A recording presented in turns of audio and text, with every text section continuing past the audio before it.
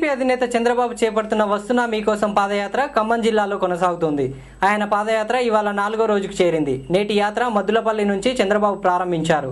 ఈ నెల 15న పాదయాత్ర ఖమ్మం జిల్లా నుంచి నల్గొండ జిల్లాలోకి ప్రవేశించనుంది. పాదయాత్రకు పెద్ద ఎత్తున ప్రజల మద్దతు లభిస్తోంది.